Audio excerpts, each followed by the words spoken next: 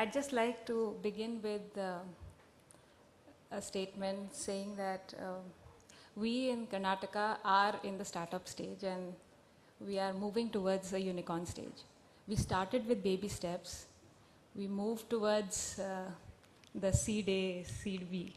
And I'm pretty sure that after this presentation, we will have all the support from DIPP as well as the other states to take the story to the next level. The numbers are there, out there, and we need not reiterate them.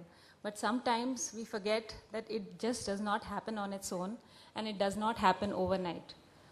It took almost a decade and a half and more for Karnataka to be what it is today. And there is a lot that other states can learn, not because we've set the leadership standards, but because the ingredients that happened is right in front of us as a case study.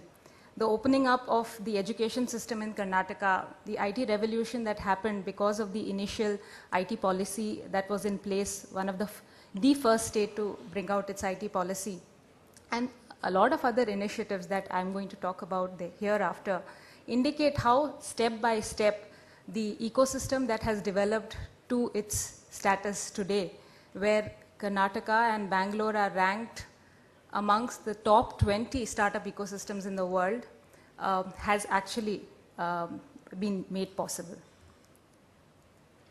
The timeline. We don't start in 2015 November when the startup policy was actually announced. We start way back in 2000 when the KITWEN 1 fund, which was a tiny fund of 15 crores that was set up completely supported by the state, started off. We had a biotech incubator way back in 2000 when University of Agricultural Sciences in Dharwad was supported to set up its incubation as well as common instrumentation facility. Thereafter, about 10 years later, we came up with a slightly smaller, slightly bigger fund, a 25 crore fund, the KITWEN 2, which is now starting to exit. 2013, we had the first collaboration with NASSCOM 10K program, the first state to set up the incubation program and the incubator warehouse in Bangalore. We set up the New Age Incubation Network, which supported Tier 2 city engineering colleges with incubation support as well as students' project funding. 2014, we scaled up the biotech incubator in Dharwad. We put out our new 100 crore semiconductor venture fund, 25% supported by government and rest funded from others. We had our first food science incubator in collaboration with CFTRI Mysore. And in 2015, we took out the country's probably the best and state-of-the-art bio incubation facility in Electronic City. We probably are the first state to have a possible only model for PPP incubation, which was done through a RFP process. And I thank ISBA to help us have that model in place. We launched our biotech venture fund and the Center for Excellence for Mobile Accelerators, and then came the startup policy. So it was a culmination of a lot of effort over a lot of years that has brought Karnataka to where it is today. And with the startup policy, we are trying to consolidate all that and ensure that the growth story of Bangalore repeats in at least a couple of Tier 2 cities of Karnataka. As you see, the next slides will show how funding support, incubation support has led the innovation ball to roll. I will not delve too much into the KITWEN funds, only saying that it was a very small beginning at that time, but a visionary one at that. And because of the successes that we did, that we achieved by small beginnings, we were allowed or we were given the freedom to expand. And today, Karnataka is operating a 100 crore fund and soon to launch its fund of funds, expecting 200 crores from the government of Karnataka to mobilize at least 10 times the scale in the fund of fund models. The Biotech Venture Fund, we are aware that biotech and other high-tech areas are difficult are more riskier than others to get funding, and identifying that, the Biotech Venture Fund was set up by the government of Karnataka. The Semiconductor Venture Fund has already seen investments of 30% of the 100 crore fund, and we invite all semiconductor and hardware startups to participate and apply for the same. The network of incubators that has been set up over the years shows that Karnataka government realized that maybe the state government should not be the one who runs incubators, but facilitates people who run incubators through funding, through support, through being the connector for all the stakeholders and bringing them together in one framework. And through that, this is the entire network of incubators which is growing as we speak right now. We started small, like I said, with a 85-seater small facility with NASSCOM, and today we have ensured that 64 startups within 22 months were impacted, leading to growth of not just the IT sector, but also in bioinformatics, medical technologies, social entrepreneurship, etc. This is the 350-seater startup facility which we launched about a year back, which is the next startup warehouse. Because we started small, we got the courage to expand it further. Today, this facility is more than half full. The only role that government is playing is to ensure that startups which are Karnataka-based startups are getting supported through it. All the support that the startups need in terms of funding is facilitated. The startup cell that has been formed under the policy now facilitates the networking of all the incubators, and these centers of excellence act as the mentors for smaller incubators across the state. The government will only play the role of connecting the dots and ensuring 1 + 1 is not 2 but 11.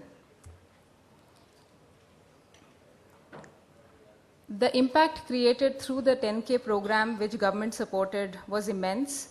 And learning from that, we went on to helping out other organizations to support their startups. We set up the Bio Innovation Center, like I have mentioned, with the help of BIRAC, DBT, Government of Karnataka support, and this facility with 40,000 square feet of state-of-the-art wet labs facility has helped bio startups to get the space that they really need. The biotechnology startups require a lot of instrumentation, which is very expensive for them to procure. So this is a common instrumentation facility which they can use on a pay-per-use basis, and they also have incubation suites within that facility so that they can create their office space there as well as utilize the facility nearby. Similarly, like I talked about the first PPP incubator, what we did was create an RFP which encouraged private incubators who have experience in incubation to bid for this process. All things being equal, we were asking for, within a government grant of X amount, how many seats can you give us at the rates that we want. This ensured that even though the facility is 300 seats, 150 seats are given at government rates with no difference with the balance 150 seats. So a seat which is actually going for 10,000 rupees per month is brought down by the government intervention to 3,500 rupees per month, and those 150 incubatees are the ones who are selected through government intervention and ensuring that the younger startups who really are needy get these seats. We also have a student sponsorship programs where students who have done well and stand out in the selection process are given even cheaper seats for this program. We set up the IAMAI, Government of Karnataka Center for Excellence for Mobile Apps. Mobile apps shall be the next employment generators. The kind of training that is required is being provided by such center of excellence, besides the co-working space, training centers and testing labs.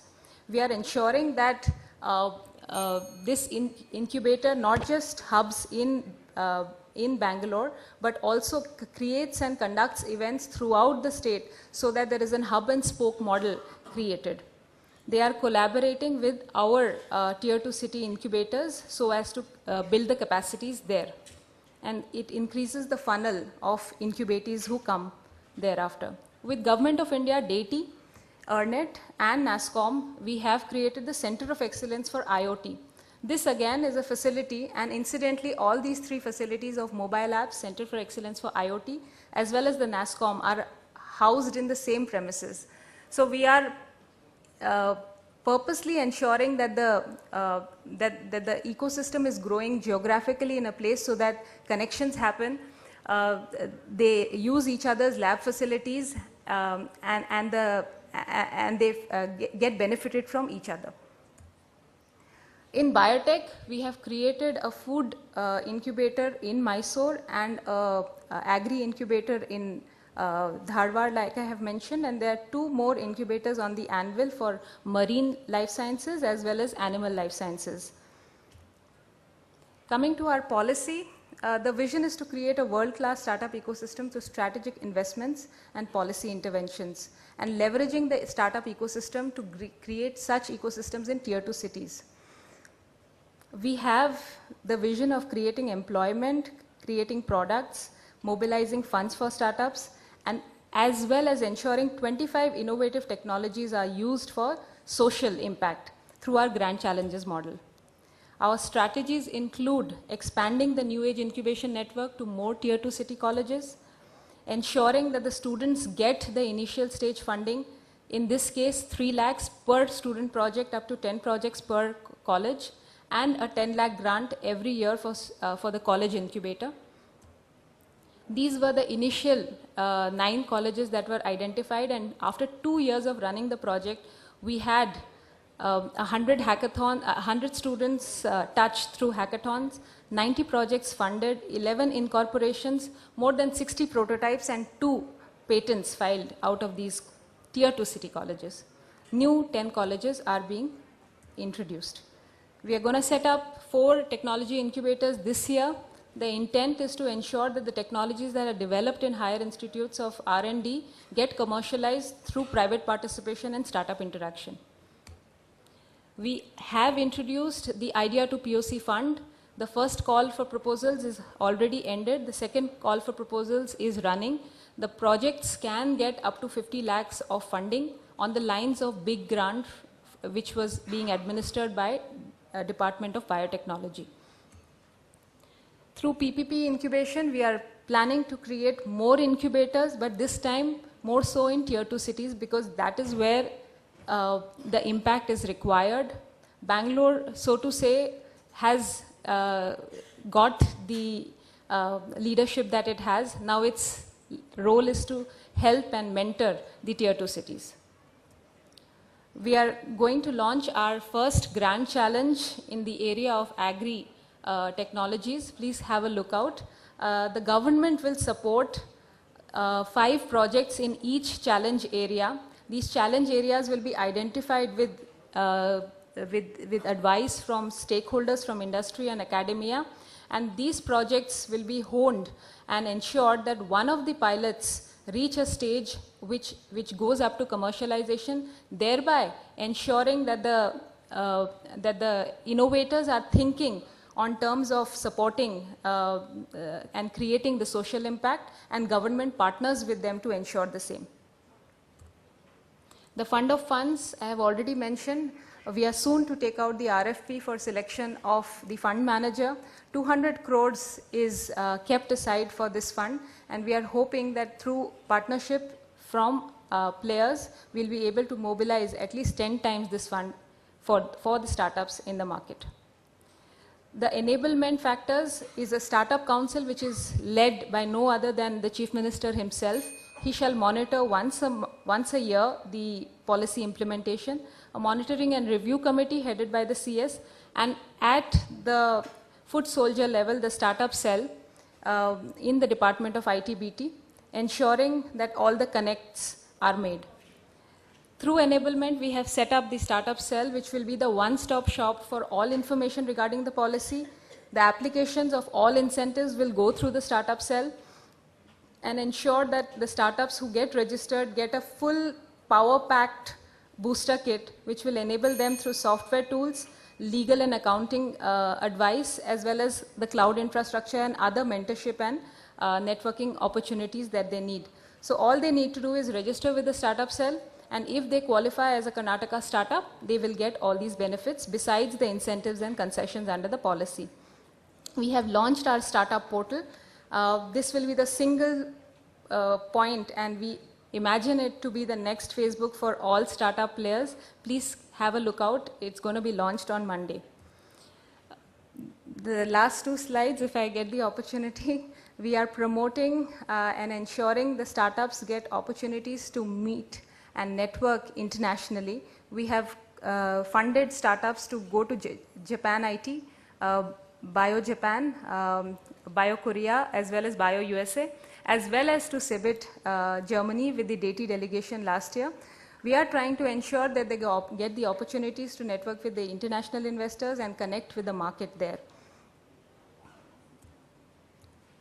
Some of the photographs. Our incentives include tax incentives for service tax as well as VAT CST paid, 30% on marketing spends made by the startups up to 5 lakhs per year per startup as a cap, as well as 2 lakhs up to 10 lakhs for Indian and foreign filing for patents. And 20% of our seats in incubators are preferentially granted for women and entrepreneurs. Our labor department has set out the self-certification scheme, not just startups, but all companies and industries are enabled under the self-certification scheme. Thank you.